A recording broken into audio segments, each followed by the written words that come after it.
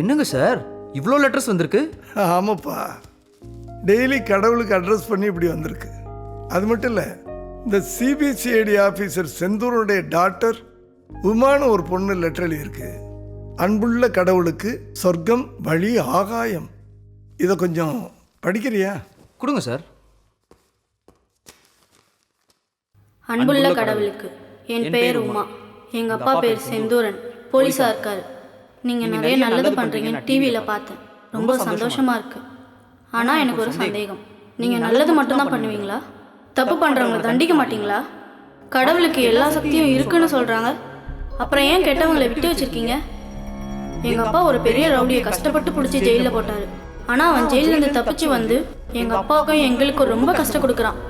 என்னையும் கடத்தி கொண்டு போய் ட்ரெஸ் எல்லாம் எடுத்து அசிங்கப்படுத்தி வீட்டுக்கு அனுப்பிச்சான். எங்க அப்பாவும் அம்மாவும் எவ்வளோ அழுதாங்க தெரியுமா? அதுக்கு மேலே எங்கள் வீட்டில் யாருமே தூங்காமல் டார்ச்சர் மேலே டார்ச்சர் அனுபவிச்சோம். அப்படிப்பட்ட கிரிமினலை ஏன் இன்னும் விட்டு வச்சிருக்க? உன்னால் அவனை எதுவும் பண்ண முடியாதா? உன் மேலே இருக்கிற நம்பிக்கையில் நான் இந்த லெட்டரை எழுதுறேன். விடியறதுக்குள்ளே நீ அவனை பனிஷ் பண்ணணும். நாங்கள் சந்தோஷமாக இருக்கணும். அப்போ தான் நீ கடவுள், உனக்கு சக்தி இருக்குன்னு நான் நம்புவேன். இப்படிக்கு எஸ் உமா. இப்போ என்ன சார் பண்ண போறீங்க?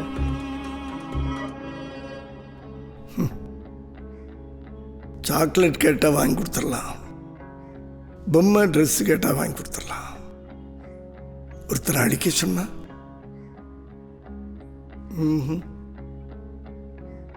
நான் ஒன்றும் கடவுள் அடிக்கிறதுக்கு. நீங்கள் கடவுள் இல்லை, ஆனால் இத்தனை விஷயமும் கடவுள்ன்ற பேரில் நீங்கள் தானே பண்ணிட்டு இருக்கீங்க. அப்போ இதையும் நீங்கள் தான் செய்யணும்.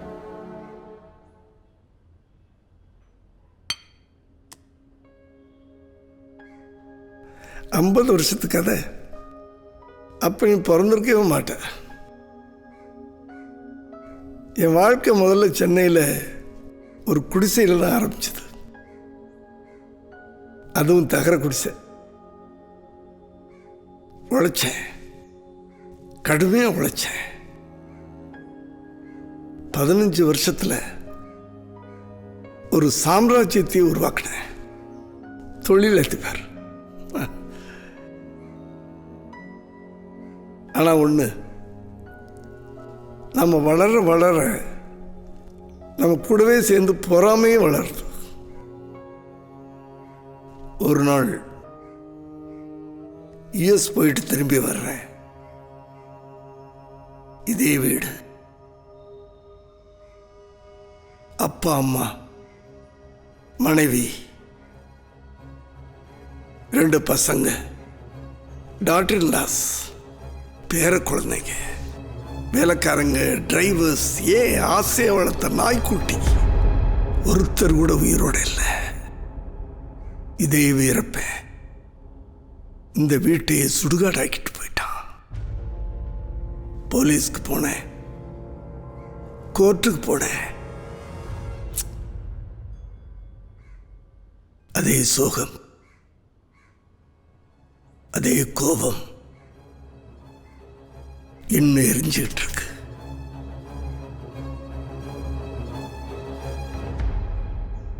தப்பு பண்ண உயிரோடையே இருக்கக்கூடாது சார்.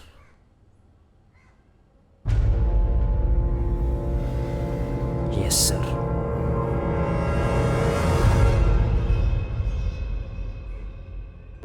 அண்ணே இந்தாங்கண்ணே, உங்களுக்கு பிரியாணி வாங்கிட்டு வந்திருக்கேன். வை சரிண்ணே. இந்த பர்றா, இந்த ஆர்டிஎக்ஸ் பாமை கொண்டு போய் இன்னைக்கு நைட் செந்தூரம் வீட்டில் போடுற. அவன் வீடு மட்டும் இல்லை, அவன் வீட்டை சுற்றி 100 மீட்டருக்கு சாம்பல் மேடாக தான் இருக்கணும். அண்ணே அவன் தான் உங்களுக்கு பயந்து இந்த கேஸ்ல இருந்தே வெளியே வந்துட்டான்ல, அப்புறம் ஏண்ணே? போலீஸ்காரனை மட்டும் நம்ப கூடாதுடா. ரிசைன் பண்ணிட்டு தான் ரிவெஞ்சே எடுப்பாங்க. நீ போய் நான் சொல்றத மட்டும் செய் போ. சரிண்ணே, இன்னும் 1 மணி நேரத்தில் நியூஸ்ல பாருங்க.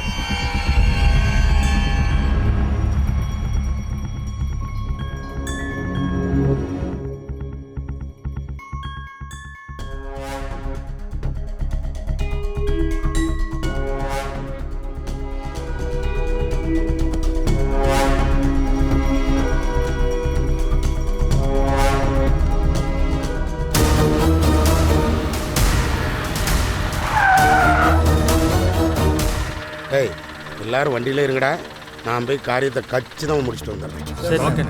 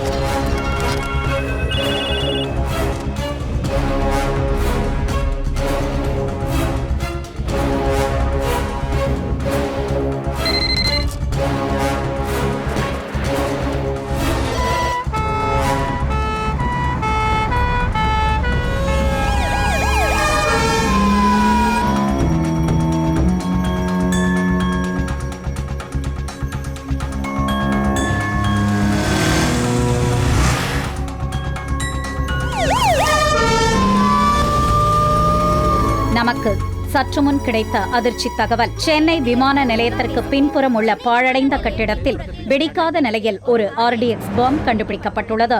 இதனை அறிந்த போலீசார் சம்பவ இடத்திற்கு பாம் ஸ்குவாட், தீயணைப்பு வீரர்கள், மருத்துவ குழுவினரையும் விரைந்து வரவழைத்து அவர்களின் உதவியுடன் அதிரடியாக நடவடிக்கை எடுத்து RDX பாமை செயலிழக்கச் செய்தனர். இதனால் பெரும் உயிர் சேதம் தவிர்க்கப்பட்டது.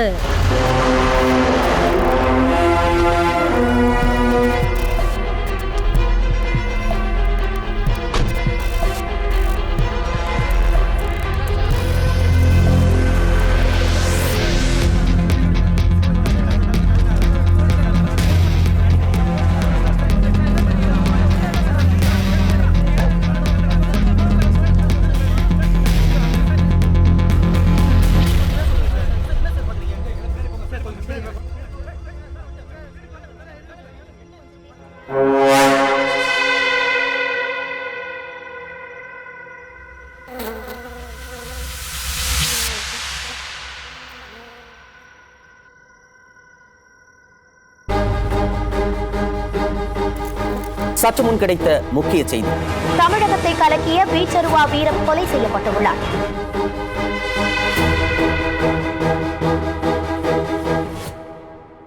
யார் பண்ணிருப்பா?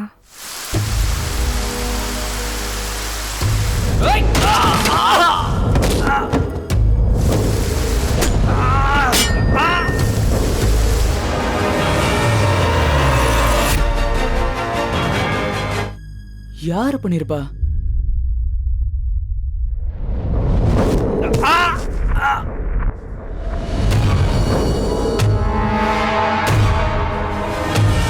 தமிழகத்தை கலக்கிய வீச்சருவா வீரப்பன் அடையாளம் தெரியாத நபர்களால் கொலை செய்யப்பட்டுள்ளார். யார் பண்ணிருப்பா?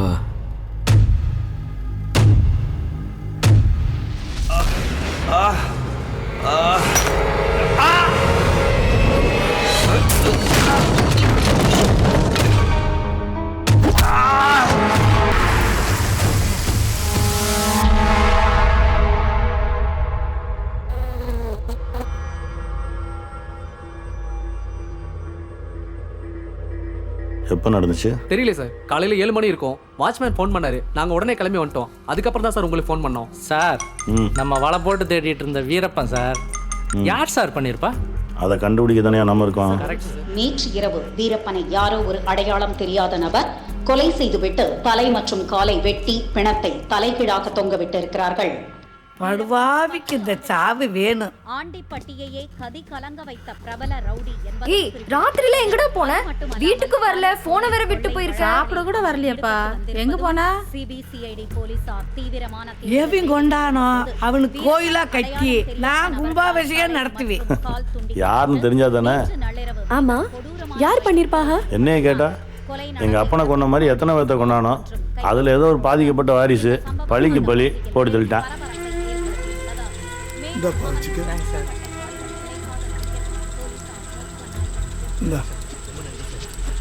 அந்த வாரிசு நீங்களா கூட இருக்கலாம்ல? ஏய் இல்ல, நேத்து ராத்திரி சொன்னீல்ல என்ன? இனிமே நீங்க எல்லாம் நிம்மதியா தூங்கலான்னு. நிம்மதியா? அதான் கேட்டேன். அந்த ஒத்த வார்த்தைக்குள்ள இவ்வளவு அர்த்தமாடி? வெளியே போய் சொல்லிடாத, என்னைய கைது பண்ணி கூட்டு போயிடுவாங்க. அப்பா நீங்க பயப்படாதீங்க. யாரு கொண்டாங்கன்னு எனக்கு தெரியும். யாரா? யாரு? கடவுள். கடவுளா? ஆமாப்பா 2 நாளைக்கு முன்னாடி நான் லெட்டர் போட்டிருந்தேன், அதான் கொன்னுட்டாரு. அப்போ கடவுளோட நேரடி தொடர்புல இருக்கீங்க. ஆமாப்பா. ம்?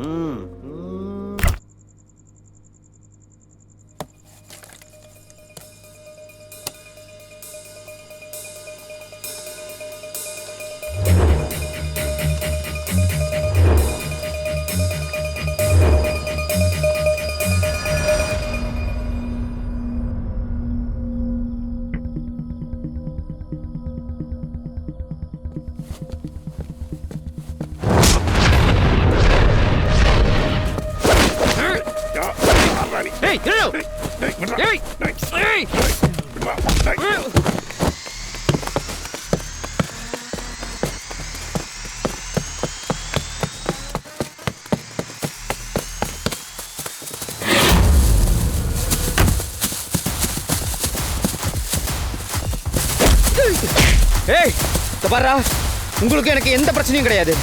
இதை யார் கொடுத்தாலும் மட்டும் சொல்லுங்க, உங்க எல்லாரும் இங்க இருந்து உயிரோட அனுப்புறேன். நீ உயிரோட போனா தானே?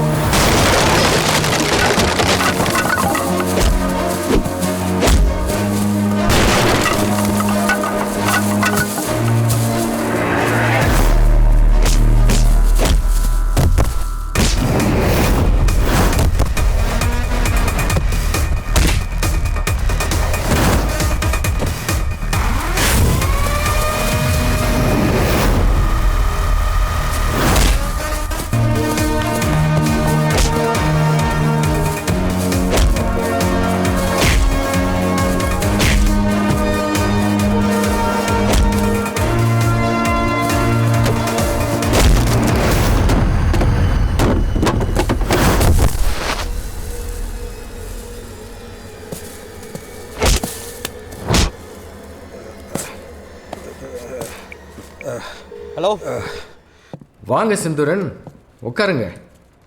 Veerappan is a very big criminal, no doubt. ஜெயிலிருந்து எஸ்கேப் ஆகி 2 பேரை பயங்கரமாக கொலை பண்ணியிருக்கான். உங்களையும் கொலை பண்ண பிளான் பண்ணியிருக்கிறான். But he should be punished by law. அதை விட்டுட்டு எவனோ ஒருத்தன் இவனை தலை வேற கால் வேறைய வெட்டி தொங்க விட்டுருக்கான்னா அவன் எவ்வளோ பெரிய கிரிமினலாக இருப்பான். அந்த கிரிமினல் யாருன்னு கண்டுபிடிக்கணும்.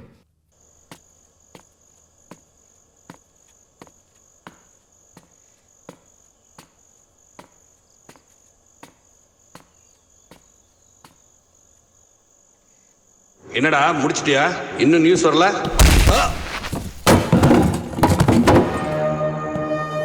நாளைக்கு காலையில் தான் சித்தப்பு நியூஸே வரும்.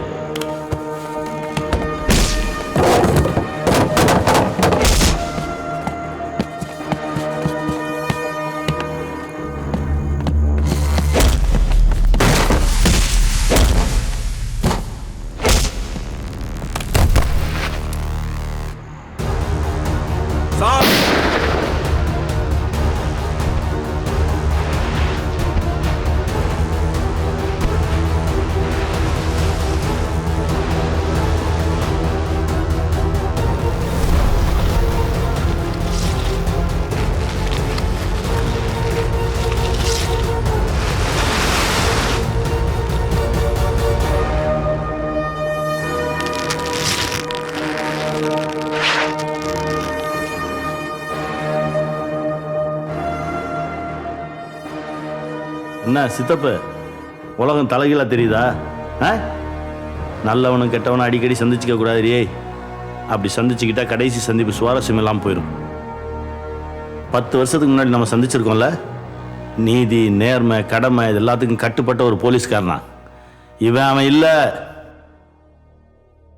எத்தனை பொம்பளைங்க தாலி எடுத்திருப்ப, அத்தனை பேருக்கும் வாரிசா வந்து நிக்கிறேன்டா. என் அப்பனுக்கு புள்ளையா நிக்கிறேன், நான் பெத்த பொண்ணுக்கு தகப்பனா நிக்கிறேன்.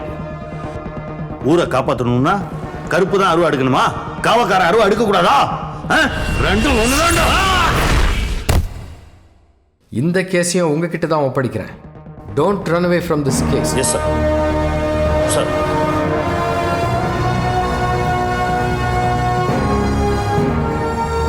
எப்பொழுதெல்லாம் தர்மம் அழிந்து அதர்மம் தலை தூக்குகிறதோ அப்பொழுதெல்லாம் நான் மீண்டும் மீண்டும் பிறந்து வருவேன்.